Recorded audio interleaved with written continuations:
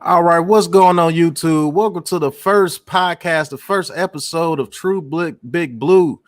It's your boy Big Pat, Big Pat Sports Talk, rolling with Mr. Tim, Mr. Online Big Blue himself. Say hi to the people, Mr. Tim. What's going on, my friend? How are you doing? And how is everyone going out there? You know what? I think it's going to be fun. I think it's going to be interesting, and I think it could be special. So let's see. You know what? At least it will be entertaining. Exactly. So, man, first thing we're gonna talk about, man.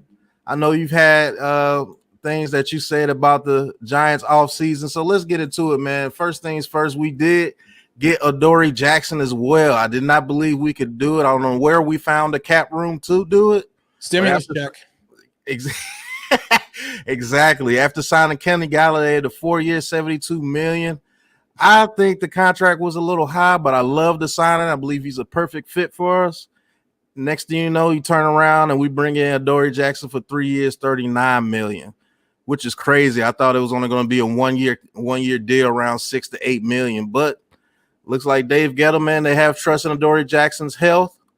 And so what you think about the new contract? What do you think about our offseason in general, man? Well, you want to talk about high, and I'm an old timer, so I'm going to say this. I'm just going to put it this way: Coolio don't get that high. I mean, because let's just say it like it is. I mean, these contract values. I mean, okay, Kenny. Everyone knows Mr. Kenny, how much I love him, and I think and I've said it a million times on my channel. He is a good football signing. Jalen the champ. What's going on? He is a good football signing. Good football signing. You look at the intrinsic value of the contract and what we're paying him. Year one is awesome. Year two, we're going over $21 million. He was looking for 24, I believe it is. I can't remember off the top of my head, but he wanted 18 and we just give him over 20. And I've said this before, good teams massage the salary cap. Bad teams take less money up front and then backload the contracts and wonder what happened years down the road when they're in cap purgatory. And I get worried that we, at one point in time, had over $80 million in cap space for 2022, and now we're under 20 with 39 players under contract. And the Adoree Jackson, I love the signing, and I even said on my channel, I'm not gonna talk anymore about it's it's a bad deal, it's a bad signing, because of the fact that nobody seems to care about it but me. So I mean it's just crazy. But if we win, nobody's going to care. If we go 4-12 and we're in cap hell, oh man, where people aren't going to be happy. People are going to be upset. Yeah, it's going to be bad. Now I do believe, the salary cap with the NFL doing the broadcasting deals is going to go up pretty high. I believe it's going to go up higher than what they predict next year. Well, they're predicting 209 right now, but you have to remember, even though with the revenue sharing, the people not in the stands affects the team's bottom line, because that's their revenue. So yeah, it's going to go up, but I mean, unless it's going up to 300 million, we may be up the creek with without a boat and a paddle. And that creek is full of something, and I'm not going to say what it's full of. But sometimes Dave Gettleman. Hey, but I will say this: next year, I know we're going to cut Solder for next year. We're going to save $14.5 million next year on the cap with them. Now, with the salary cap going up and the way they structured the contracts, that's the reason why I believe Dave Gettleman and Joe Judge do that, because we're normally a team that does not do that. We do not backload contracts. That's not a Gettleman thing, and he never did it in Carolina. Never did it. No. Never did it in Carolina. And shout out to Dave Gettleman for actually doing what he said he was going to get us weapons. But with the signings that we have, I believe we're just going to home in on our own talent for the next couple of years. I think we're not going to be active in free agency like we were this year. We could get out of the Solder contract next year. We can extend Peppers next year. And remember, Saquon Barkley's 5th-year option is only $7 million. Yep. Now the contract, you're gonna have to pay him then in 2023 if you're gonna keep him. And then you have Daniel Jones coming up the next year. Yeah, that's what I'm saying. The contracts that I'm worried about are Saquon Barkley and Daniel Jones. Let's say if Daniel Jones, for some super reason, actually gets a Super Bowl within the next couple of years, you know you're going to have to pay him top tier quarterback money. Now that's what scares me. I might get a Super Bowl next year or the year before Daniel does. And we're not going to get into that. What do you think about Daniel? Let's get into it. What do you think about Daniel Jones? And 1 second, shout out to Joseph. Shout out to Quincy Cass, Viz, Edits, Champ, Joseph in the chat. Thank you guys for always tuning in. I'm going to start bringing in for questions. Give me about 10 minutes. Let us get into some more talking. And I'm going to start bringing you guys in for questions. I'm not answering any questions from Joseph. I'm just going to say that right now. He asks too many good questions. I'm not answering any questions for him. He leaves me too many excellent comments that makes me actually type, and I'm old and these fingers hurt. So what do you think about Daniel Jones? What do you think about Daniel Jones this upcoming year, his past year, and what do you think that he can do, and what does he need to do? Give me an evaluation of Daniel Jones. Everyone will tell you that I'm a Daniel Jones hater. What are these people sending me private comments for? Don't send me a private comment. I can't read. I don't have my glasses on. I'm old. Daniel Jones. I remember when Phil Simms was a quarterback and Craig Morton and Scott Bruner. Daniel Jones, man. What to say about Daniel Jones? He came out gangbusters in year one. Pat Shurmur is a quarterback guru. You can't take that away from him. The problem with is he was a first-read quarterback most of his first season, and it worked out. And there will be times in an NFL player's career, if you're a first-read quarterback, that works out, and it works out every time. It's beautiful. Mm-hmm. But then once the league adjusts, like I've said, and they understand what your tendencies are, you need to readjust. And Daniel Jones did not readjust. And the problem is his ability to literally, I think, decipher what's in front of him after that first read option. I said he looks antsy when he has to go to a second or third option. He doesn't have the ability to scan the field, and his pocket presence alone is horrific. And his pocket presence, I've never seen a guy, and people are like, well, it's a good thing that he doesn't sense the rush. No, you used to watch Eli Manning his first couple years, except when he got destroyed that first game in Philadelphia. Oh my God, I remember that hit. He senses the pressure, and he looks like, and he would go down like somebody shot him. And that's why he had the longevity, because he could feel the blindside pressure. Daniel Jones got rocked by Marcus Golden, and it wasn't from the blind side. It was right in front of him. He did not see him. And that is an issue. And then most people will tell you, well, according to Pro Football Focus, he's fast as a cheetah. You know, he's got that speed. Once he gets to open field, he runs 50,000 miles an hour. All of his runs, his big runs, were design plays by Jason Garrett. He's not Lamar Jackson. No, he does not have doesn't have the escapability, and he does not have the creativity in the pocket. It needs to be designed for him. Besides all that, I love him. I think he's great. Well, my evaluation of DJ is the exact same. If he had pocket presence, he could be a very good quarterback. He could actually be a top 2 quarterback if he had pocket presence. I love the way he throws the deep ball. I love his decision making when he's not getting killed in the pocket because he doesn't see it.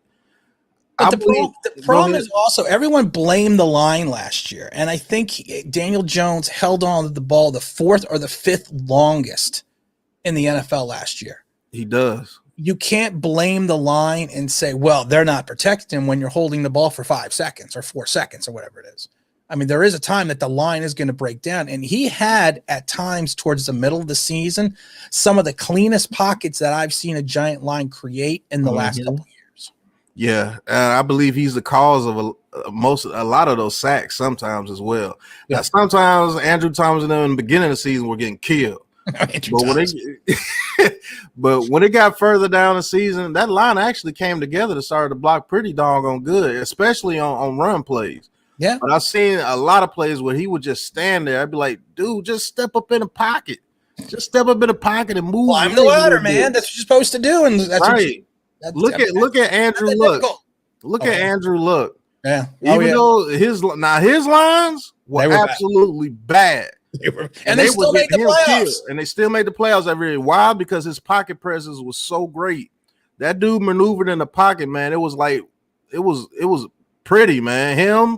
Him, Tom Brady, and Peyton Manning, those guys right there, man, I love the way they maneuvered in that pocket. They can't scramble worth a lick, but they can maneuver in that pocket for about 10 seconds to get that ball off. Yep. That's what Daniel Jones has to study, man. If he gets that down, that opens up more routes for the receivers. If they initially guarded, now he could get out the pocket to where they can run back to him and make a play out of nothing. Ben Roethlisberger. Yep. Prime example. They get most of their yards off pretty much busted plays because they're able to run around 10 seconds, and you can't chase a receiver in this league for 10 seconds like that. I don't care what DB you are. So, yeah, if he gets his pocket presence up, he'll prolong his career, and I believe we can be a playoff team. But if he doesn't get that pocket presence up, I'm telling you now, Giants fans, it's going to be tough no matter what receivers you put out there because he's getting hit too fast or he's holding the ball too long. If he cannot make the correct read and he can't – there was times that Darius Slayton – and Darius had a bad year because, again, he didn't adjust in year 2. But there were times that Darius Slayton was open. You know, exactly. I can't. It was towards the end of the season. I can't remember which game it is, but he was literally streaking down the field with no defender. And Troy Aikman even pointed it out. Said he didn't even see him. He didn't turn his head to the left. Like that play where he threw the interception. That play pissed me off so bad. I said, man, you don't see Slayton streaking down the field, right? I mean, nobody around him, wide open. All right, Manny DeVell, what's going on, bro? He says he holds the ball onto the ball because he's waiting for people to get open, and that's a good take right there. Because to be honest with you, he doesn't had no down. receivers. But the thing is, he doesn't check down. Look at Saquon Barkley's receptions from Eli Manning to, and I understand he missed a couple games because of injuries, but look at the amount of receptions he had with Eli, and look at the amount of receptions he had with Daniel Jones. Eli, and people used to get pissed at Eli all the time. All he does is check down. Yeah, but he's also getting positive plays.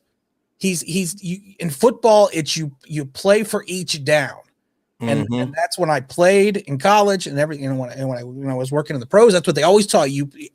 You fight for every down, and you have to have a play for every down. But if you don't survive that down and you get into 3rd and 14 instead of 3rd and 6, you're not going to go anywhere. So he holds on to the ball too long because he doesn't check down. Look at the running backs, how many receptions they had last year.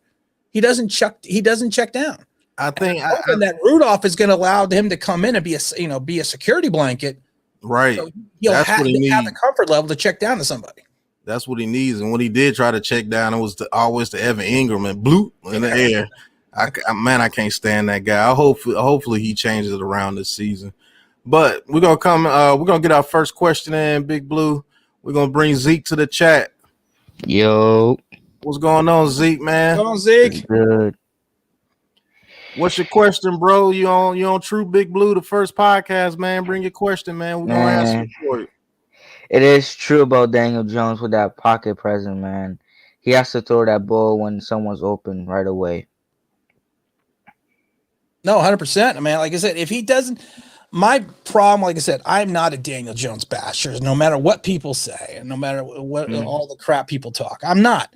But if you don't have the ability to even look at your second option, and if you can't go cross the field in 3-4 seconds and look at available options and don't get rid of the ball, that's not the receiver's problem. That's not the line's problem. That's the quarterback's problem. That's the quarterback.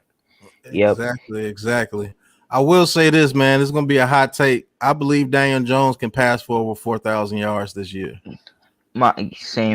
Same reason. Is he going to do that in a pickup truck or nah? Is that what he's going to pass? Reason why I say this: if Jason Garrett calls the offense correctly, it's depending on Jason Garrett as well. If he doesn't call the offense correctly, Jones can't shine. But if he calls that offense the way he called the offense in Dallas when they first had Dez Bryant, when he first got over there. Yep. Well, they ran the motion offense and more of an Air Coryell offense. Right. And the problem was they couldn't a lot of play actions too. Yeah, I believe we'll be able to run it better because we have the weapons to run it now. Yeah, I agree. I love Darius Slayton at the second receiver where he's not getting that over-the-top coverage from the safety and getting number one cornerback coverage.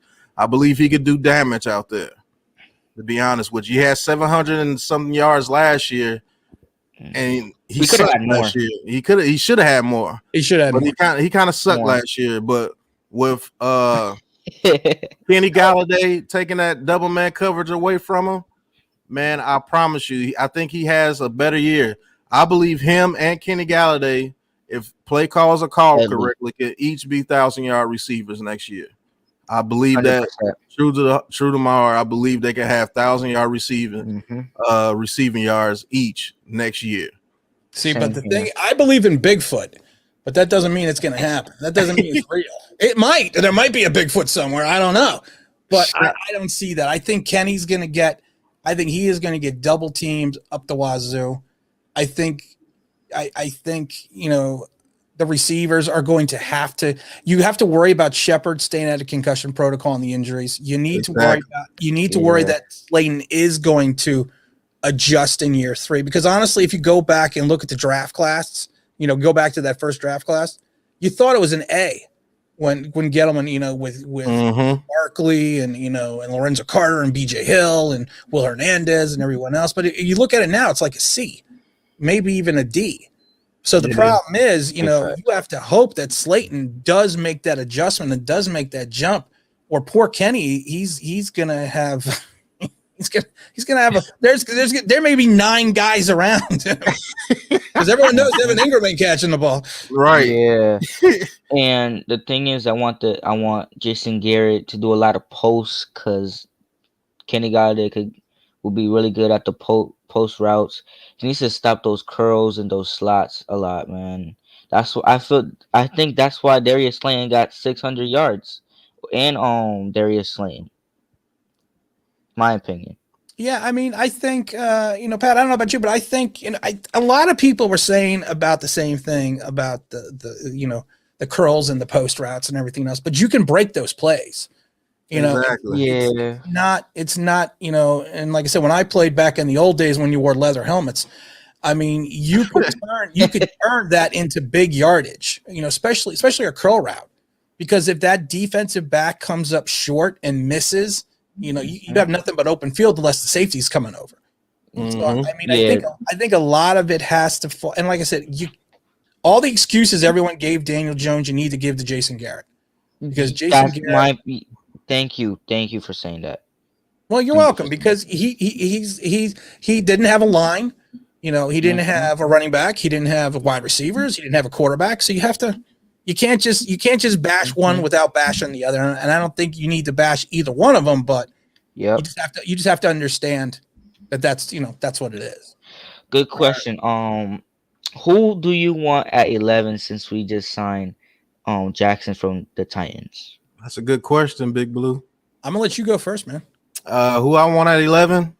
Since we just signed Adoree Jackson, I just took Surtain and Caleb Farley off our board, because I don't think we're just gonna go overkill with DBs, because we got Darnay Holmes. I want them to get an offensive lineman. I want them to take either Vera Tucker or Slater if he falls. I doubt it, but I want them to take one of them. Or a lot of people going crazy about Kyle Pitts because he just ran the 4.4. But I think that's overkill as well. I think we need to get if we get this offensive line together, this is almost a complete team. Yep. Well, the Kyle Pitts thing, man, I mean, and I've said this a million times, Kyle Pitts, if you go back and look at his scouting report, is almost identical to Evan Ingram's. Exactly. He's taller and bigger. That should scare me. And a couple years ago, everyone said that Eric Ebron was going to change the way the tight end position was played when he went to Detroit. And then he ended up in Indianapolis and ended up in Pittsburgh. And I forget where he ended up now. But I don't even remember. But at 11, I'm going to go with the unpopular pick, because that's just me. I'm going Gregory Rousseau. No. Yes. No. Yes. Oh, why? I spoke. Why? I'm going to tell you why. I'm going to tell you why. Just give me a second. Relax. Relax. Take it down. You know.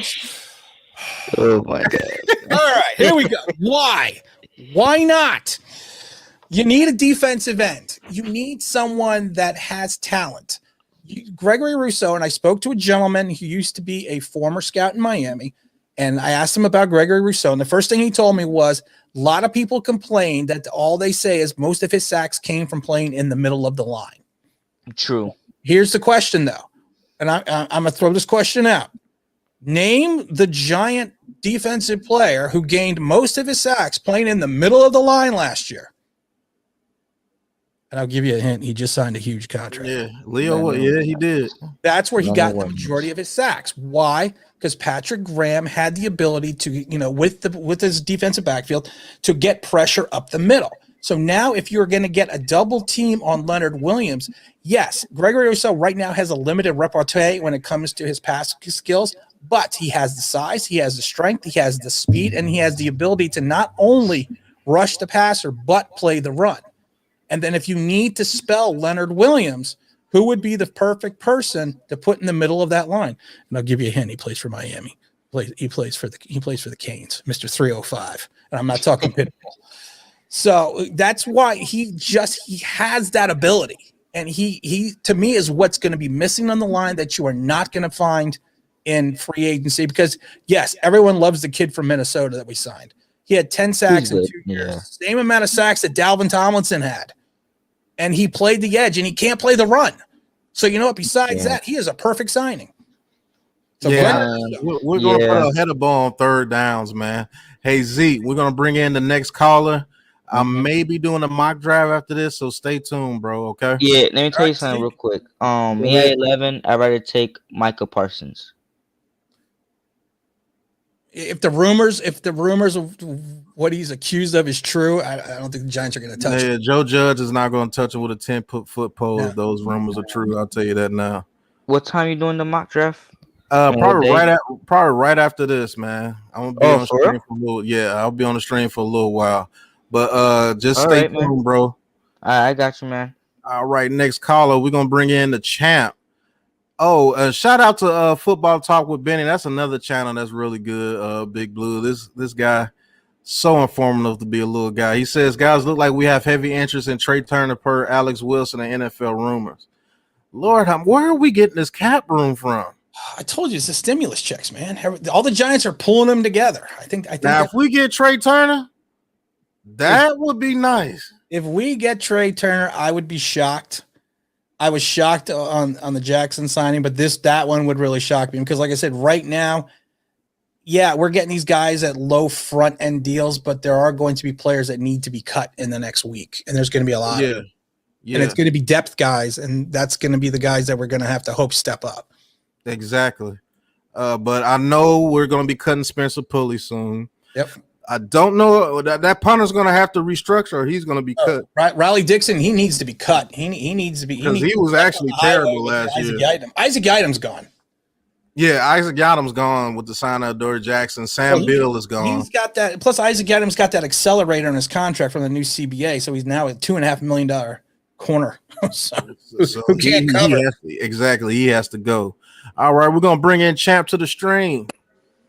What's going on, Champ? Champ. And not much.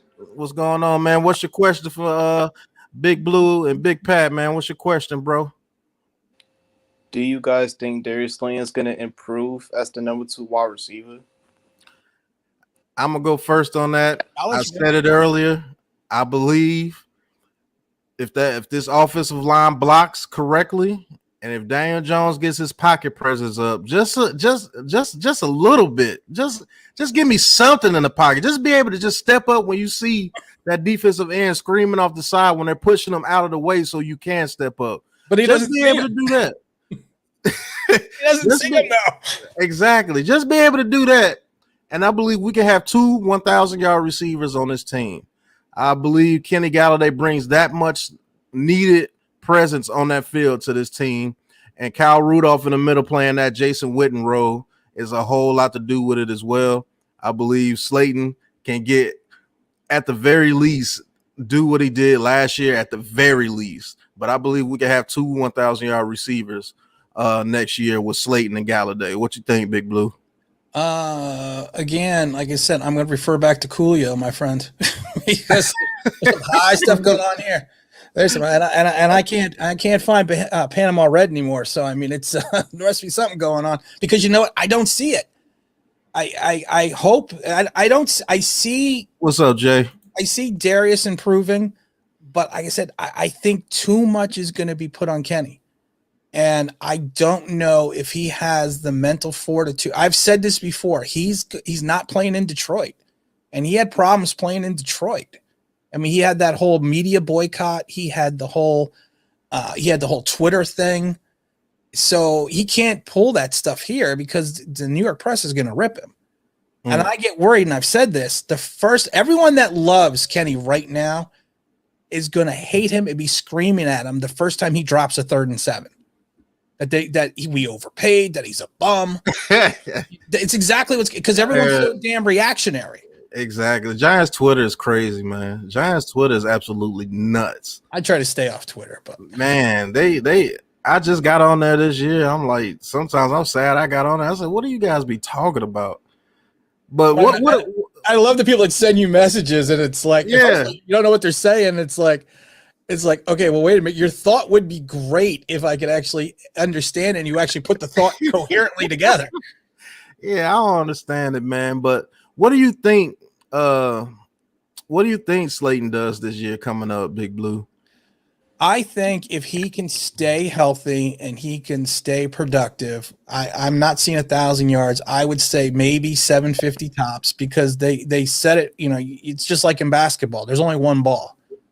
So if Kenny is going to be your main target, and Saquon is going to need to have a larger perspective and a larger feel for the passing game, because that's Saquon, if healthy, is probably not even Kenny, but is the weapon on this team, because Saquon can take it 90 yards to the house from anywhere on the field if healthy.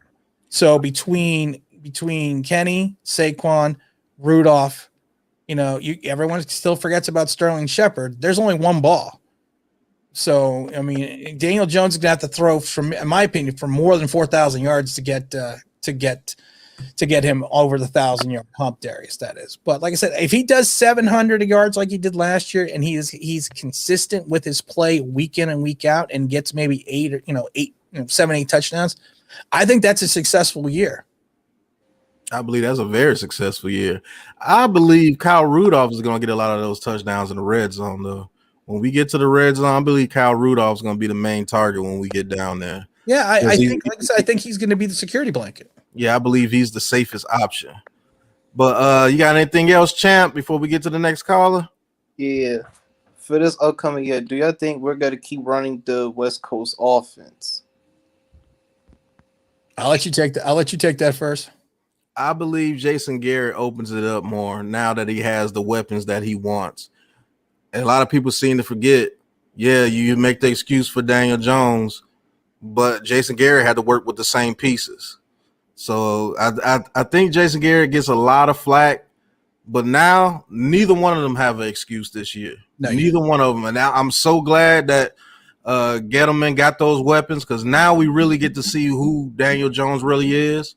And now we get to see what type of offensive coordinator Jason Garrett is.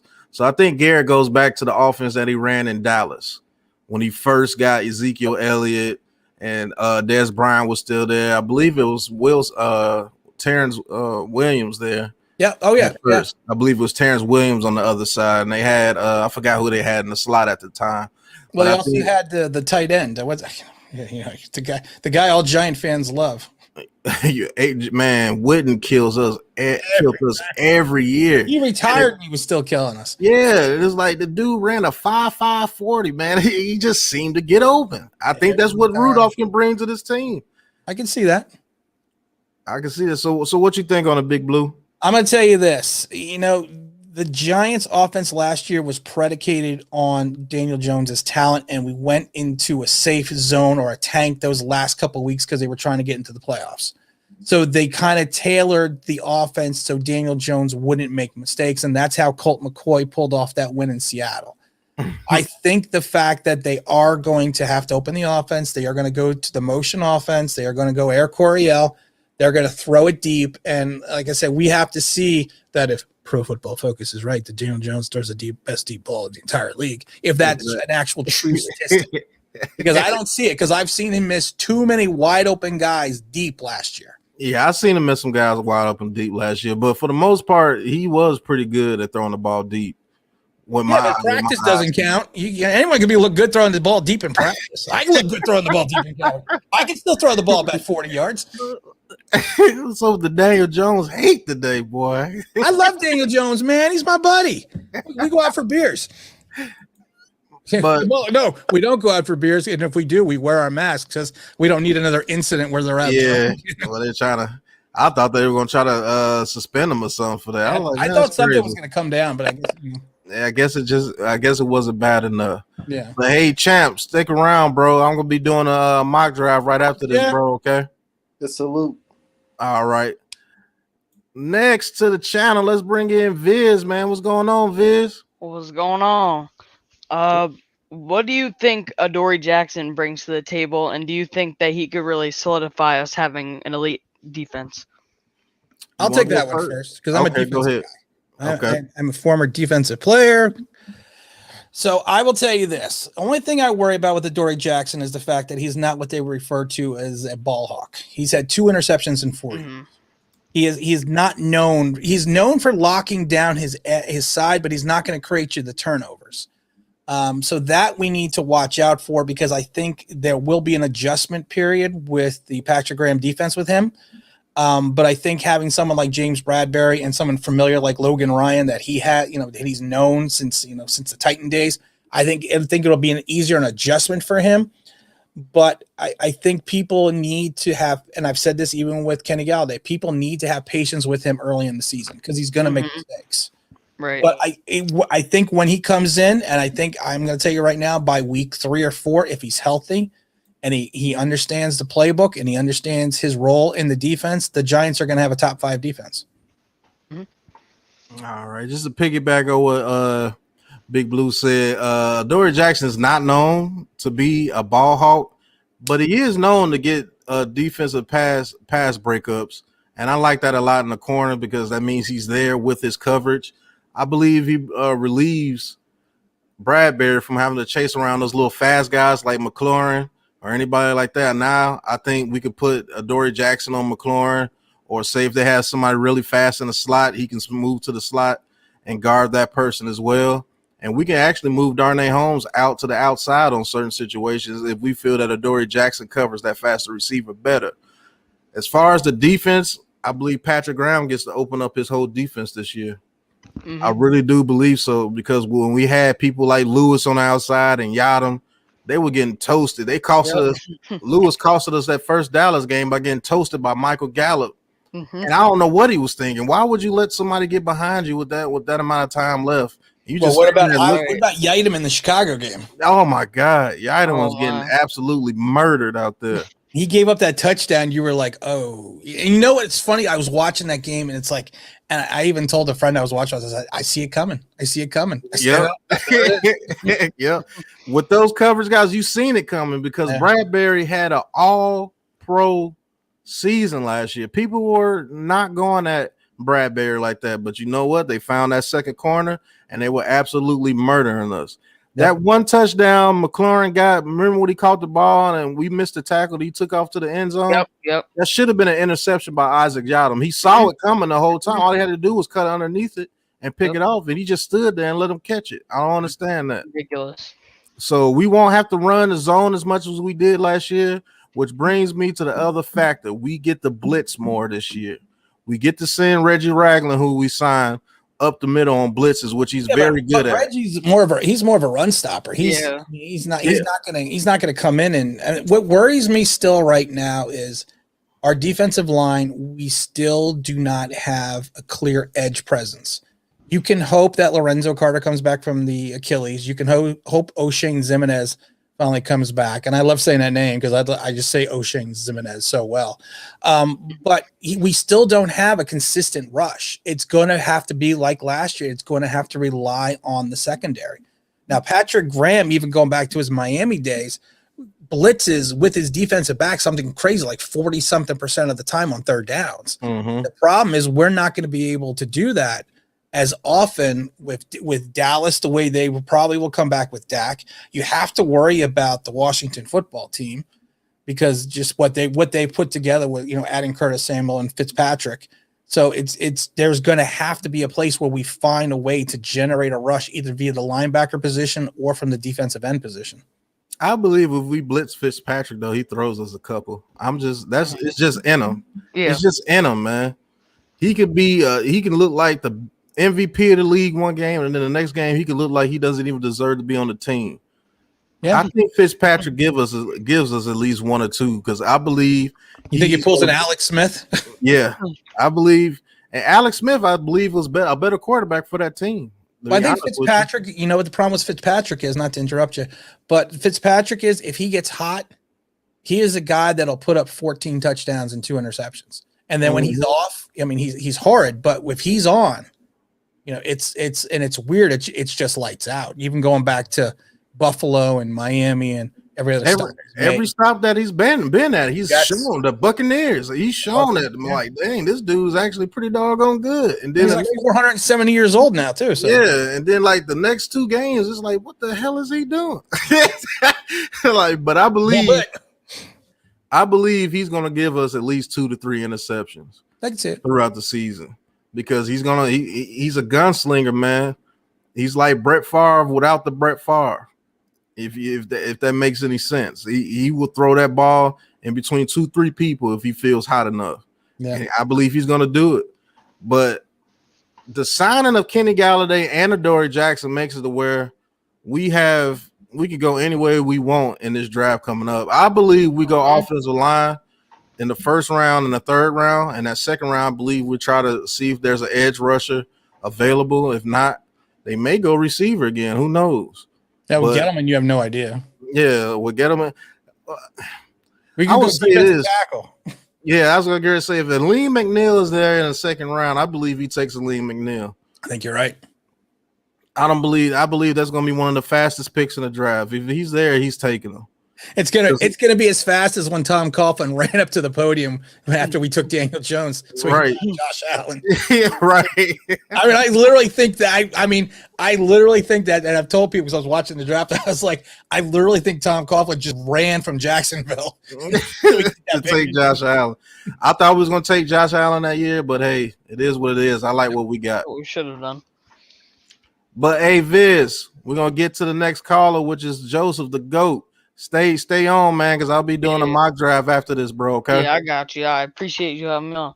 All right. We got the GOAT in the building. Joseph, what's good, man? What's up, Tim? What's up, Big Fat? What's going on, man? Nothing. Question.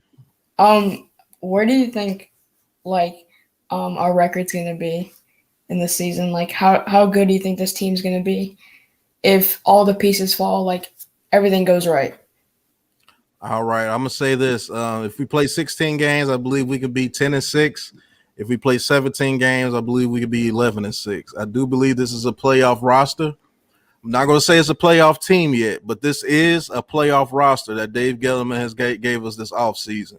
It's one heck of a roster, and if Daniel Jones shows up, there's no reason why we shouldn't win at least 10 to 11 games. Now, if Daniel Jones doesn't progress, I can see us going 7-9 again. I can see us going 8-8, because I believe that defense can pull out a couple of games for us. I believe that defense is going to be that good this year. But if Daniel Jones takes that step, I don't see why we can't win the NFC East and get in the playoffs. You think this defense will be top 5? Yes, I do believe so. Yes. Mm-hmm. Well, I'm going to be the voice of reason, and because someone has to be. All the other Giant community hates me except for Big Pat. We're pals. He's the only one that would ever have me on. I'm going to say this. You have to look at this from a logistical standpoint. Yes, the free agent signings were good. 2 of them were really good. The rest of the guys were roster fillers. And you just have to be honest about that. You either sign guys that are coming off injuries or guys that are a little bit older. You still have an issue with the offensive line. You don't know what we're going to do with Gates. You don't know how Andrew Thomas is going to come back from the ankle. You don't know if Shane Lemieux is going to learn how to block the pass, good at the run. You don't know if Will Hernandez is going to have the ability to stay on the field in play, because you don't know if he can even beat out Shane Lemieux. Cam Fleming is gone. You lost Zeidler. Cam Fleming's gone. I don't care about that. But you lost Kevin Zeidler, who was your best offensive lineman for 2 seasons. You have openings on that line. You're hoping that everyone knows I like to call him Matt from Connecticut. Matt is, you hope he progresses. And when they drafted him, I said it may take at least 3 years for him to be a starter. You still then need to go look at the fact that Saquon Barkley's coming off an ACL. Sterling Shepard's one hit away from ending his career. Evan Ingram at this point in time, he's got hands of stone. You have to hope Daniel Jones progresses. You need to find another consistent linebacker on the defense. You shored up your CB2 position, but you still haven't addressed how we're going to generate a pass rush. And the problem is, right now, the league has film on substitutions for Patrick Graham. They are going to understand his player packages. And that's why a substitutional defense works great in the interim in a short period. But once you go longer into that year by year, it's like the old run and shoot and the old 46 zone. The leagues figure it out. So we have to hope he makes those adjustments. So there are a lot of ifs, right? Even with the good signings, there are a lot of ifs with this team. If we go 7-9, I feel it's a successful season. Anything above that is just icing on the cake. So you feel that if we go 7-9, it'd be a successful season with the offseason we just had? Yep. You have 2 big signings. I don't count Leonard Williams as a big signing. I count Leonard Williams' contract as an anchor. And like I said, you're paying him nothing, but Jen, you're paying him $24 million. And then you have 2 contracts in Leonard Williams and Kenny that will tie up at least 20-something% of your cap space next year.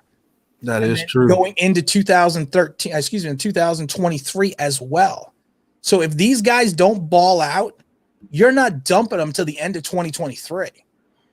So at this point in time, and like I said, everyone has a winning record in March.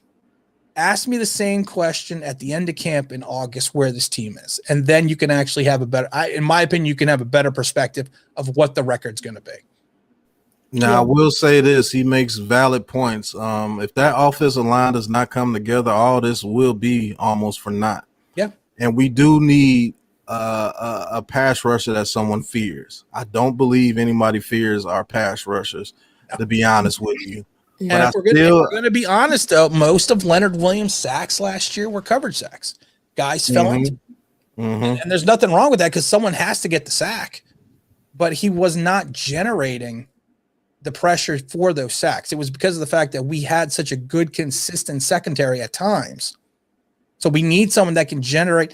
It's like a point guard who needs to generate. He's got to generate his own shot, and that's what we need a defensive end that can do. We do not have a point guard that can generate their own shot. Not right now. No, we don't. I think that's why you're trying to go with the Russo pick. Yep. I think Leonard Williams and Russo on that line. When Russo starts to develop, can be dominant, but I just don't see that guy developing, man. I just don't see it, man. The guy has the speed. He has the strength. He has, if you look at how big he is with his arms and his arm length. His arm length is amazing. He is JPP coming out of South Florida. Yeah, I totally agree with that. That's because you're smart. You agree with me, so you're a genius. You agree with Big Pat? I don't want to talk to you anymore. Don't leave any comments on my channel anymore. I agree with that, but for the draft, I would honestly go O-line. If we don't get a guard or anybody in free agency, I don't see why not. We would take an offensive lineman. It only help our offense. But I see where you're going with Gregory Rousseau, and that's also a smart reason. If we took an offensive lineman, I wouldn't complain. I really wouldn't, because we have just so many question marks on that offensive line. In some ways, right now, the offensive line is worse than it was last year because of the fact that we have so many unknowns. I mean, if we went out and got a premier tackle or a guard, or I would be just as happy with that as long as, like I said, as long as we can figure out a way to address not having a pass rush. Yeah. Would you rather take a guard or a tackle? Pat, do you want to answer that? Big Pat, you want to answer that one first? Or you want me to answer that? I'll answer it first. I'd rather take because the tackles are interchangeable in this draft. You know, Slater can play the guard. Vera Tucker can play the guard as well. So, and with the tackle, hey, if Matt Pert doesn't fare out, you could put one of them at tackle. So I would rather draft one of those two guys because they're interchangeable pieces. The guards are not too good this year. You got Wyatt Davis. Wyatt Davis, yeah. Yeah, we may be able to get him in the second round. I don't see him falling on the number 42 pick, but we may be able to get him in the second round. But those tackles, man, they're interchangeable, man. You can move him at right tackle or right guard. Yeah, I would love to take Slater, but he could go top 10 easily if because Penny Sewell could. I don't get this love affair with Slater all of a sudden. I really don't. I mean, he has been steadily rising up the charts. I don't. I've personally talked to people that worked in the league, and there's this buzz about him, and I ask them why, and they're just like, well, he's got the size and the strength and this, and and I was like, well, he's always had that. These aren't new attributes that all of a sudden just showed up. He's always been this way. Yeah. No one can actually give me a reason why that he's making this, because there's no combine. So I mean, you can't say it's a Mike Mamula where he's doing 40 reps on the bench press. But I just don't. I mean, I could be 100% wrong, which is usually never happens. But I don't know. I don't get it. But hey, you know what? He could be a fantastic pro, and if he went to the Giants and he performed, he'd be my favorite player. Yeah, I totally agree with that. You never know what happens in the draft, anyways. Anybody could fall to us at 11. Anyone could. Now I got a question for you, because you always leave me questions, and I got a question for you. All right. Are you ready? All right. You were talking about the draft, and if he's available. Let's say Slater's available at 11.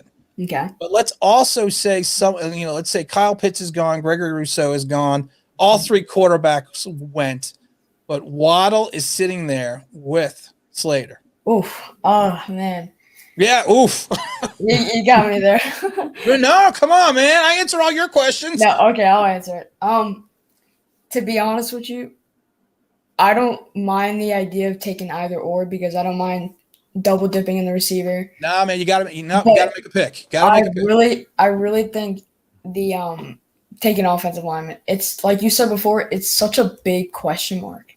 It could make or break this team. You never know what's gonna happen. Yep. But it only helps out Daniel Jones, Saquon Barkley. It only helps out everyone in the offense. So, and like Big Pat said, the tackles in this draft are so interchangeable. So you could put them at the guard spot or at the tackle spot. And I really think taking Slater or Vera Tucker in the draft isn't a bad idea. And I think we should do that. Yeah. All right. That's a good answer. Yeah, that's a very good answer. A lot of people gonna get on me on Giants Twitter because I will say take Slater as well, because I believe we have the weapons that we need on offense already. The question mark is the offensive line, and that's the biggest question mark you can have on offense, because if you don't have anything in the trenches, you're dead. Eli Manning proved that over the last couple of years of his career, man. We didn't protect him at all. And people were mad at him for dumping it down real short. I was like, you do know he has a high IQ, so he's going to make the right play every time. And unfortunately, the right play was just getting a few yards because he says hike and he's damn near getting clothesline every time. So live to fight another down. Right, live to fight another down. But as tempting as Waddle is, we signed Waddle. I mean, it's just another piece, another weapon. But if Daniel Jones can't get off the ball, none of those weapons matter. So you have to get that offensive line intact. That's why I hope the Trey Turner rumors are true, because if so, we could put him at guard, and I would still take Slater, number 11, over Waddle, even if we got Trey Turner. I agree. Yeah. I'm going to be the voice of reason again. I'm taking Waddle. Yeah.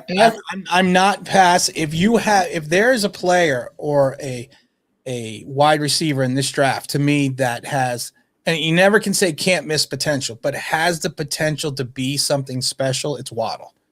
And I think that even if you have 5 wide receivers, I think you can never have enough playmakers. And you have to hope that Jason Garrett and the new line coach can, put the patchwork line together. But then the thing is, with having multitudes of wide receivers, what's the first thing a defense is going to do? Are they going to put 7 in the box? No. they're going to put in extra DBs. So right then and there, you are allowing your offensive line to maybe relax a little because they're not bringing 7 guys. They may be bringing 4.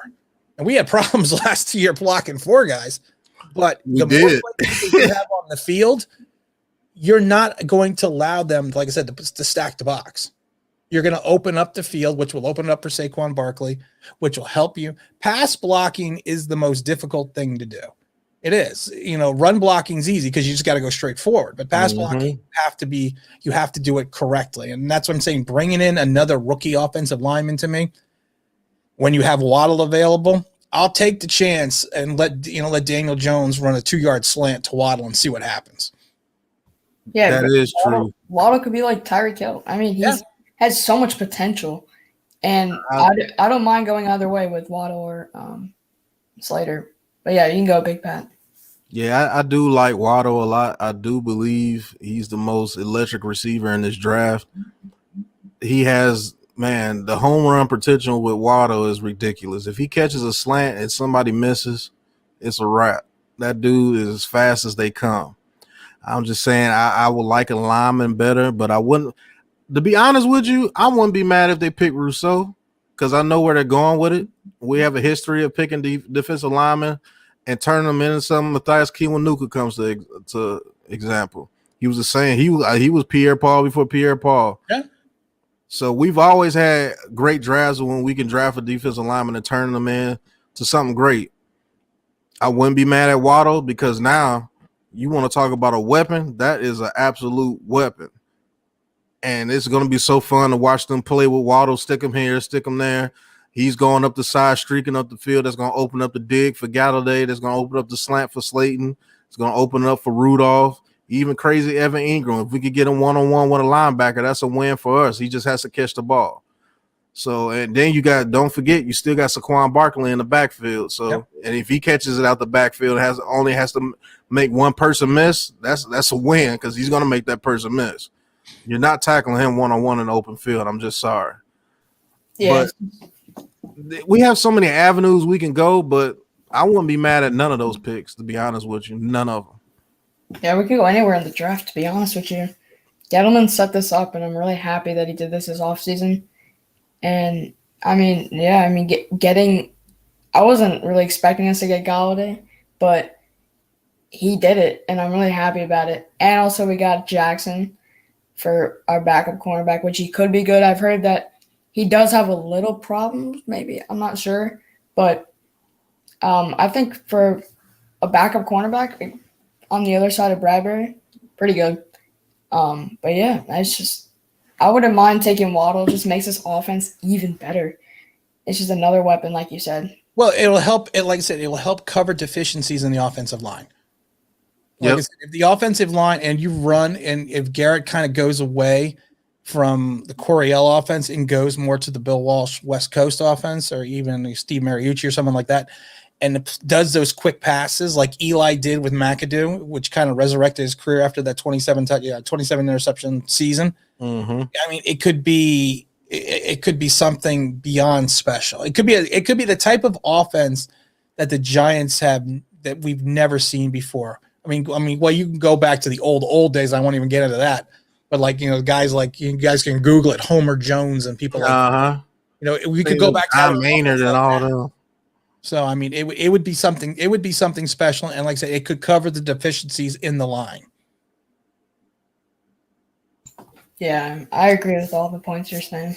All right. That's because you're smart. I've said that a million times. Thank you. All right. That's going to be the last caller for this show. We're almost at our hour time limit. We're going to get some last thoughts from Big Blue. Thank you guys for calling in, man. Thanks, everybody. Thanks, Big Blue. Thanks, Tim. Stay on the show because I'll be doing a mock draft after this. And I'm going to bed because I'm old. But I'm staying up this late, man. It's 10 o'clock my time. I should have been in bed an hour ago. Oh man, that's early. I don't go to bed. I go to bed late. I will say this, man. Go over some points that you said that does make a lot of sense when I think about it. You might bring me to the dark side soon here enough. But there's plenty of room over here. There's me and me. But the Waddle thing, what you said about the Waddle thing does make sense. When you put more weapons on the field, you actually get less pressure on you because You can't. if you can't send a cross cover one blitz with Waddle, Galladay, Slayton on the field, somebody's gonna get open. And if it's Waddle on a quick slant, Yep. Odell Beckham comes to mind. Yep. Even better than that, though, because he's think faster. back the same thing with Kenny. You put Kenny on the slant. Yeah. And I know a lot of people are saying, don't run the curls, but you run a quick curl. You run a quick out. You run a quick out, quick curl with Kenny Galladay because he's 6'4", 220. Exactly. He's gonna take it to the house. Even if he's not covered. I mean, even if he's covered, he's not covered because he's just gonna shield him. Yep. Exactly. What I'm most excited about with our offense this year is our red zone offense. That's killed us the past 2 years. Yeah. Some miracle we find to get all the way down to the 8-yard line. They can never punch it in. The problem with the red zone offense this year, and it's going to be the problem because you have the weapons, it's going to be the guy under center. And if he is not what people think he can be, that's going to be the detriment to this team. And it's going to get a lot of people fired. I'll tell you that now. Well, Gettleman will be sitting on the beach. Yeah, Gettleman's going to be sitting on the beach anyway after 2023 because I don't think he's going to want to be around for the salary cap. Yes, he'd be about what 74, 75 now. Yeah, something like that, yeah. Dave Gettleman's pretty doggone old now. But man, let me get your last thoughts on what this Giants season could be, what you think is gonna be. Give me your perspective on that, Big Blue. Could be and wanna be. Could be. It could be something special. And it could be something horrific because of the fact that I don't think there's going to be an in-between. I don't think it's going to be – I honestly think the Giants are going to be really good or we're going to be 3-12 again. Only because of the fact that we have so many good things happening right now. We have so many consistent things happening right now. But like I said before, and actually it was defensive back coach 2004 was Mike Tomlin with the Tampa Bay Buccaneers. I heard him say it a million times. Everyone is undefeated in March. Mm-hmm. Everyone. And everyone could be excited now. Everyone could be happy. You could be thrilled. But at the end of the day, the moment is over. Now we got to get to work. And how these pieces are put together is going to be critical. If these pieces aren't put together the right way and used the right way, it's like I said, you're gonna see poor Kenny get maybe 45 catches. Because the fact that he's gonna get double teamed right out of the box. You're gonna get safety help. He's gonna get. The linebackers are gonna come over because you got to remember this is not a league anymore where linebackers can't cover at times. You look at what Tampa did in the Super Bowl. Man, Devin White and what's the other boy's name? Devin White. Yeah. He was covering better than some of the DBs. Exactly. So, like I said, it's all going to be up to Joe Judge, and it's going to be all up to the offensive and defense coordinator, how they work with Daniel Jones, and how Patrick Grahams figures out how to generate a pass rush. Because he's got the weapons in the defensive backfield, but he's still short in talent in the linebacking core and the defensive end position. So I'll be more excited. Like I said, at the end of August, then I'll be more excited. Okay. Yeah, I'm going to say some of the same things. Our season is going to depend on Daniel Jones and the defensive pass rush. One, Daniel Jones, if he does not progress, I don't care what weapons you put on this team. If he doesn't progress, it's not going to work. And you're right. If Daniel Jones doesn't do what he's supposed to do, Kenny Galladay may wind up with only 45 catches, 700 or some yards as the number one receiver, and that's going to be an epic fail. And it's going to cause Giants to go in an uproar. And then Daniel Jones will have to be replaced. No question, no doubt about it. He will have to be replaced because he's shown us what he is. He's just not a good quarterback. I believe he's going to progress, and I believe that security blanket and Rudolph is going to mean a whole lot much more than what people think. Because now I believe Daniel Jones gets passing touchdowns to Rudolph in the back of that end zone. Sometimes you may have to double Rudolph because he's just going to jump over the person. He's shown it through and over his whole career what he does in the red zone. He's a red zone threat. And what can hurt this defense, and you're right, if people watch film on what Patrick Graham did last year, he tries to do the same thing this year, and they got film on it, that pass rush is not going to get there, and I don't care what DBs you got out there. Nobody can cover for 10 to 15 seconds. I'm sorry. You just can't do it in this league. Receivers are too big and too fast. But if we can have those two things come together, Daniel Jones progresses, and we could get the same amount of pass rush that we got last year, just maybe it's just a little bit better. And now that we got two corners, I think, like I said, I think we can make the playoffs. Now, I won't be disappointed if we don't make the playoffs, but we still go like 8-8 or 9-7. But I kind of agree with you. I don't think there's a middle to this. No, when you do stuff like this, there's no middle. There's no way it could be a middle. Either you're going to be good or you're going to be bad. I think if we're going to be bad, I think we're going to be epically bad too, and that's what worries me. You know what comes to mind? Philadelphia Eagles. Remember when they signed all those people? They had DRC, they had Namandi Asamoah, they had Young, and the yeah. And you see what happened? It was an epic fail, and it was an epic fail. Like they came nowhere near expectations. Yep. So man, hey, I'm excited for this year, but I'm like you. I want to see what turns out when it gets to August, when it gets to the beginning of September. That first game is going to tell a lot for us. Yep. I think the first 3 weeks for us. Yeah, the first 3 weeks are going to tell a lot to us. But I do think we beat the NFC East down this year. I believe Dallas may get us once, and Washington may get us once. But it's just something about us in Washington. We just beat Washington, just like Philadelphia with us. They just find a way to beat us all the time. But with the danger zone Philadelphia is in right now, I think they go 0-6 in the NFC East, man. Oh yeah, those guys get killed. I believe they get killed this year. So I'll say 5-1 or 4-2 in the NFC East, and I believe we could go 10-6, man. I really do believe that. But it can. I'm gonna hold you to it. Yeah, I know you are. I'm not gonna let you, and if you're wrong, I'm not gonna let you forget. So I'm gonna give you an option the next couple of weeks to change your. Oh no, I'm not. I don't back down from my thoughts, man. Well, that's what you do, man. That's what I do. That's why I love you so much, Brian. Yeah, 10-6, man. 10-6, 10 wins. Because if we could get 7 wins last year with that roster, this roster we should be able to at least get 10. I'm just telling you that now. We got 7 last year. I thought we had 6. No, we went 7-9, I believe. Oh, we went 6-10. Oh, we went 6. Yeah, we went 6-10. We would have won one of those 2 games in Baltimore or Arizona. We would have won 7-9 and made the playoffs. Yeah. Nah, the doggone Evan Ingram cost us that Eagles game. We should have been 7-9. I said, how do you drop that pass? I mean, man, wide open. Perfect play call, perfect throw, and you don't. I said, and it's like he gave no effort. He gave no effort on that play. That was crazy to me, man. I thought he was going to be benched after that, to be honest with you. Should have been. But then who are you going to go with? Caden Smith? I mean, and they don't like Caden Smith either. No, they do not like him at all. I was never a lot of people were high on him last year. I was never a fan because, like I said, he's a smart guy, Stanford tight end, but he doesn't block well and he gets open maybe in the short passing game. But that's it. He doesn't offer much else. Yeah, I don't even see. I believe he's going to be cut. Oh, I think he's gone. I think he's got to be cut with all the money we just spent. Yeah, and we restructured Toy Lolo. So hey, he doesn't. All the other tight ends do what he does. Yeah. So and do it better. Right. Toy Lolo's a better blocker.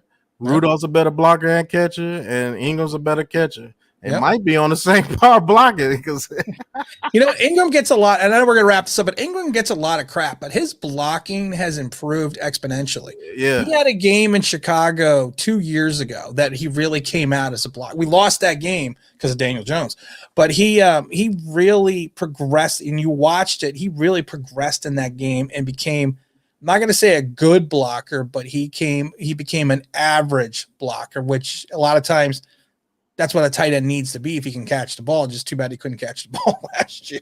Exactly. But shout out to JDW Sports Talk Show, man. Very good channel. He's a Colts fan. Love the way he does his channel. He's just getting started as well, just like me. So go tune into his channel, man. Great guy. He's very informative on his team. We could beat his team, but he's very informative. But man, this is a success, man. I don't care how many people is in the chat, man.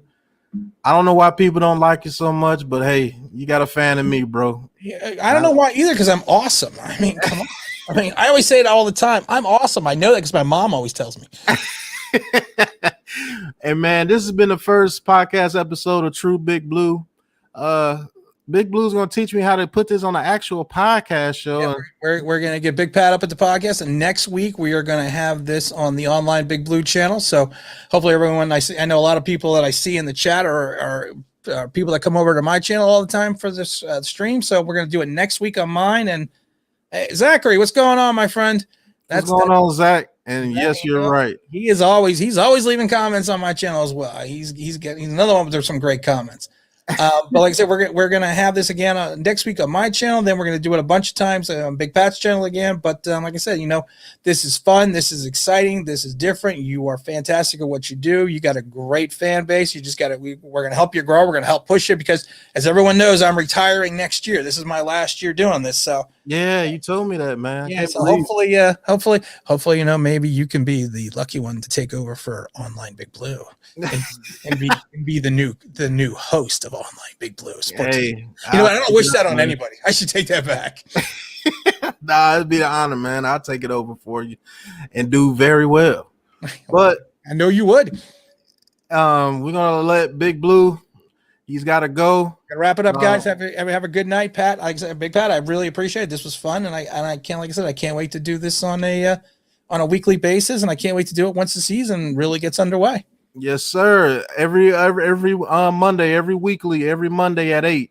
Tune in to us, man.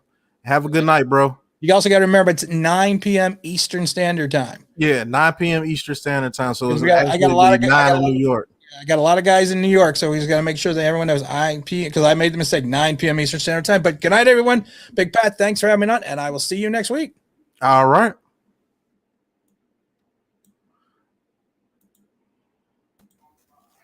Fellas. Was good. What's You rocking good? with the profile pic? How'd y'all like the show, man?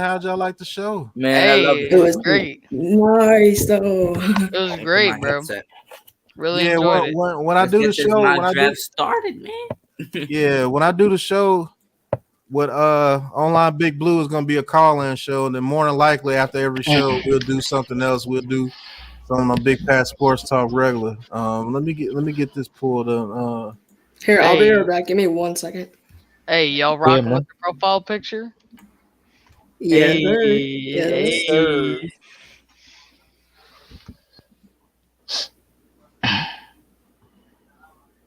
Guys, please pick offensive line at the 11. Hey, I might go linebacker if I'm the pick. Yeah, I wouldn't get mad if we get Micah Parsons. It'll be a really good duo with Blake Martinez, to be honest. Listen, I was going to go Parsons, but wherever happened, never mind. I don't want. Yeah, but the thing If is, he's you don't available, know if that's true. You don't know if it's true, man. Yeah, I don't think I think some of it's true, but I don't believe I don't all think of it's it. true, to be honest. Because let's say this: if Saquon did that, would you like to get him out the team? No, Exactly. So it Yeah, makes no sense. that's true. That's true. Thing I don't is- know, man. thing Some of is- that stuff they said was pretty vicious, man. Yo, that game. Thing is that shit, bro. Some of that stuff they said, it was like, man, what the hell, man? hey yo Pat, imagine that was Evan Ingram. It would be 10 times worse. Hey, shout out to Jeffrey. If you want to join in, man, and join the mock drive, Jeffrey, Was good. tune in, Yeah, man. I join put the the mock link drive. back in the chat. Hop on. And watch some of y'all make dumb picks. So let's go. I'll be right back. Joseph, I'm talking to you especially. You about to you definitely that gonna me? make the wrong pick. It's gonna make me mad. I'm not gonna make the wrong pick. What are you talking about? Joseph is a whole goat. What are you talking about? For real. That is true. He is Bro, my guy Joseph got like 10,000 computers over here, bro. Facts. He's over there God, spamming. Facts. Drop the This link one to got Big 10,000. Blues channel. Hold on. Joseph is like the cheat code of this channel. Right. Hold on, guys. Let me drop the link to Online Big Blues channel. I have like 4 computers. And Bruh. no, I'm I kidding. told you. I told you. I have a whole monitor. I have a cybercrime monitor. down there, man. I have a Yo, double monitor. That's it. But the one that got the Jackson Me? profile, Yeah, you're gonna get the 11th pick because I just counted out. Oh, word. Hey, Yep. so I got the Giants. Oh, Yeah. Hey, hey, JDW Sports Talk, man. What I oh, do is on StreamYard, you can share your screen. You Yeah. pull up the PFN mock draft simulator, share your screen, and it pops up, bro. That's how you do your mock drafts, man. Yeah. And when you do your first one, invite me. I'll definitely be on the show for you, bro. You always show support. But Yeah. here, right here, fellas, this is the link to Online Big Blues channel. You click on that link, Yeah. man. Go like and subscribe. I Who subscribed to who him since hates like Tim? 2 Who hates years, Tim? man. That dude knows. Yo, the difference is that when he does videos, he sounds like a 30-year-old man. Yeah, he does. I thought he was my age, and then he turned out to be like 50. Bro. 60. Bro, Yeah. this dude, I'm like, bro. that's Turn the crazy, man. camera But That's he crazy, puts out bro. great content, man. Great For content. real. All right, the first mock draft we gonna do, fellas, Mm-hmm. is gonna be an all Giants mock draft, 7-round Giants mock draft. All So right. we're all gonna get a Giants pick. Bet that. Mm-hmm. As You soon know, as I always do that first. Yep. And as you can see, Trevor Lawrence went first. Justin Fields went second. Trey Lance went fourth. Zach Wilson to the Oh. Eagles. Waddle to the Lions. Kyle. Oh. Oh, you forgot. I forgot to pick the team. Yeah. No Wait, Kyle who's Pitts. Oh, I was still like Kyle Sorry. Pitts, to be honest, bro. They have us My taking a God. Kyle Pitts. Oh It no. restarted. Yeah. That one don't count. Pittis don't count. Pitts don't. Yo, if Nate talking Giants was here, he will hate that pick. I don't know why. He's a Kyle Pitts hater. I don't know what it is. Kyle Guess Pitts what? is good. I don't hate Kyle Pitts. We For just real. don't fucking want him. I don't hate Kyle Pitts, but I don't think he's a fit for the Giants though. You know? Nah, No. man. If Evan Ingram got released and Kyle Pitts was available, bro, he If will that have happens. 1,000 yards. I'm telling you, bro. That dude got good hands. Okay. Yeah, Listen, that's if everything leaves. Yeah. listen, if we were to get Kyle Pitts right, what we doing with Ingram, Kaden Smith, Bro, and Levon Tulio? No, if I that's think we're gonna release Jaden Smith, but let's get to this draft real quick. Trevor Penny Lawrence went number 1. Everybody knows that. Penny Sewell went number 2. Devontae Smith went number 3. Fields went 4. Waddle went 5th. Oh, wow. Zach Wilson to the Eagles. Trey Lance to the Lions. Kyle Pitts to the Panthers. Jamar Chase went all the way to 9 to the Broncos. That's fake. And Patrick Okay, all Surtain, right. the second, went 10 to the let's go Cowboys. Slater, Oh, man. Slater So- and Yeah. Parsons are So available. So with the Giants' first pick, number 11, you know I'm Slater. taking Rashawn Slater. Slater. Yeah, Nah, man. Northwestern. damn, no Parsons. I can respect it. Nah, This is- yeah, this I is respect that Slater Parsons. Quiddy Pay at Nah, 19. Jay Harris. I rather Bears? Quiddy Pay is better than Gary Rousseau, bro. Hey man, sending out big ups to Quincy Cassidy. Sprained his ankle today. Yeah. Hopefully it's not too bad of a sprain, bro. We gotta get you to Division 1, bro. Yeah, I feel For that. real. Yeah, Where Jack is Michael. Viz? What? Oh, Viz said he jacked up his ankle too in Yeah. practice today. It's a lot of angles being taken today. Man, Shout out to Jay if Burnt. my football team, my high school football team, man, with this COVID, bro, messed up. Yeah, everything, I can't play the first game because I'm man. quarantined. Yeah, COVID, man. Mhm. I played running back and shit, All man. right, we're with the number 42 pick, a Giants second round pick. What was it, me? Or no, it's Joseph, right? Yeah, it's Joseph, on yeah. Joe. Oh man. We took Slater the first round. I really I don't see know. somebody on this board that I would go with edge Maybe- rusher, to be honest. I see we could go Oh, right there. Looking Phillips. at him. Yup. Oh, Phillips, take Phillips, bro. My Yep. God, I don't know how the hell that's a that happened. guy. Yeah. Don't know how the hell that happened, but you got to take Jalen Hey, Fields hey. there. You gotta take Phillips, happen. bro. Go pick. Yeah, good pick, bro. Good pick, man. That's And a we good take Slater first and then Phillips with the second That's pick. Oh my deadly. goodness, that would be absolutely monstrous. Right.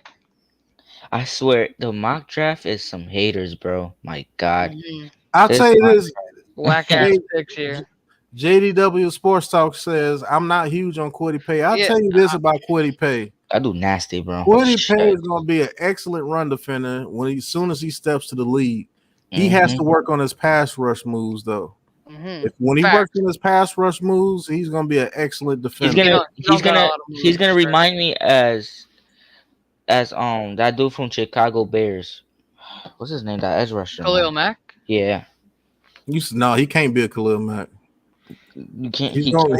His ceiling, I believe, is something like a Leonard Williams is. Leonard Williams. Mm-hmm.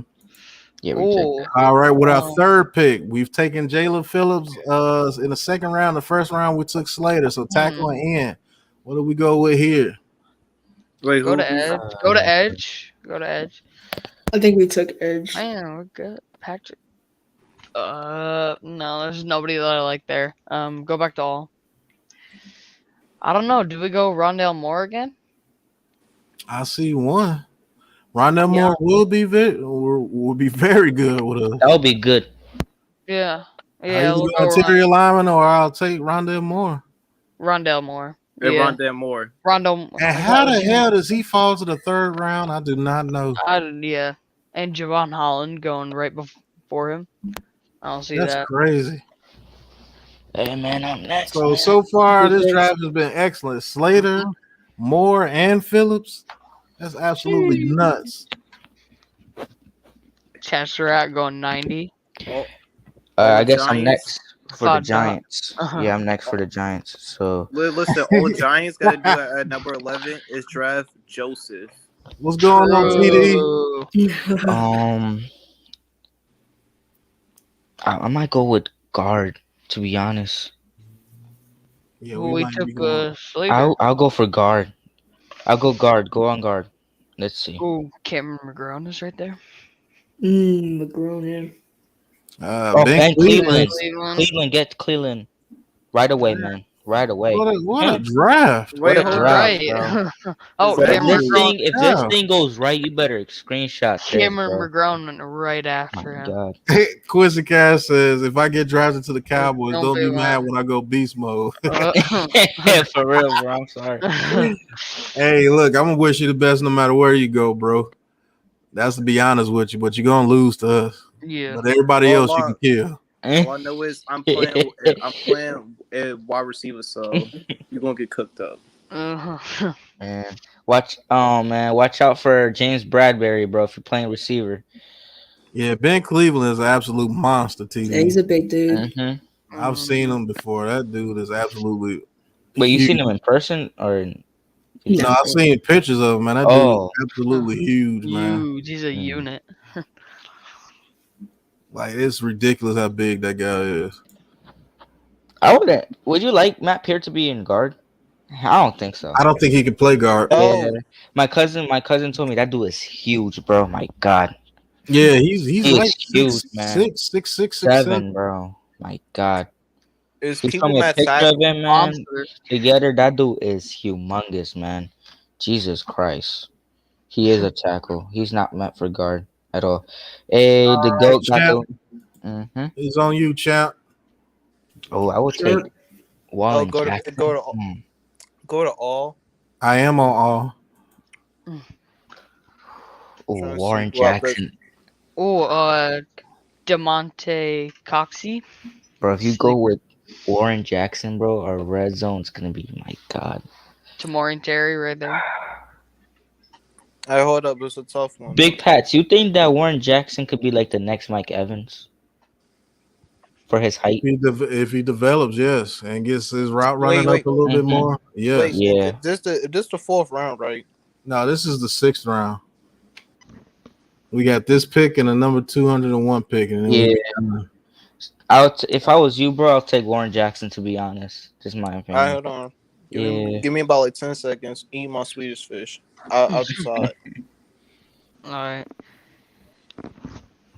Hey, Tamori Terry. All right. Tamori Terry in the sixth? God damn.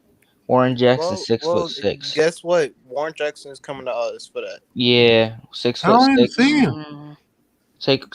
Go on receiver. Is he that low, or did you could type picked? in if you want. You could type in and put Warren Jackson. Wait, there you go. Man, are you right there? 293. Yep. That's fake. He should not be in 293. The way he is, the way he plays is for his height and for his We're 220. taking Warren Jackson. Yeah, Yes. yeah, All that right. was the next Mike Alright. Evans if he does good. With our first 6th round pick, we took Warren Jackson. Mhm. All right, it's back on me.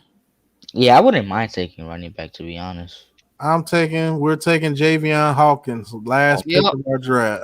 That's what we did last time. Ooh. Super. Yeah, Javion Hawkins to 201 though. I don't know about that.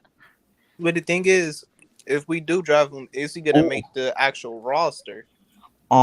Big Yeah. Pat, Yeah, he could. He could. Big Pats. If you have the Yeah. time, if we could do it today. Can we look at Jackson's highlights? I don't know if it would probably might get get taken booted down out. again. You probably get Oh, taken yeah. down again. It's That's actually if, good. yeah, It damn. actually might be copyright. So Yeah, that's if you turn off Yeah. the volume.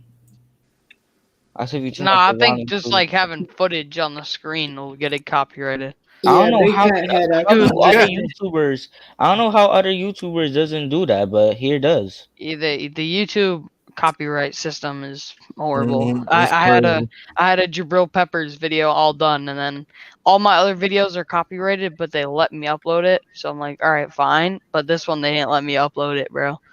So I Damn. gotta redo Bro, the whole this video. draft looks deadly, bro. My Yeah, God. Yeah, with that's a great draft. this draft here, we got Slater with the 11th pick, our first round pick, our second round pick, Jalen Phillips. Don't know how the hell that happened. Our third round pick is Rondell Moore. Don't know how the hell that happened. Then our And fourth round Cleveland pick is Ben Cleveland. Don't know how the hell that happened. and Then our Warren first sixth Jackson's round pick nice. is Warren Jackson, and our last pick in the 6th round, second pick in the 6th round was Javion Hawkins, man. and I I don't bet know if we- if- how the hell that happened. I bet you ESPN's gonna say the Giants had a trashy draft. True. Uh-huh. Bro, what Bro, what they poll- This is always every year, Giants though. I'm haters, not bro. surprised. This is every year. Is every time they hate, man. And it's what's his name? Smith from ESPN. Like Max Kellerman be talking facts and then he does not like it. Like Stephen A. Smith is that what you're talking about? yeah. He's a On clown. ESPN, He's like a whole bro, clown. that Here's dude the is fact. just Giants. Go ahead. If the Giants win the Super Bowl, watch us get the biggest hate on the planet.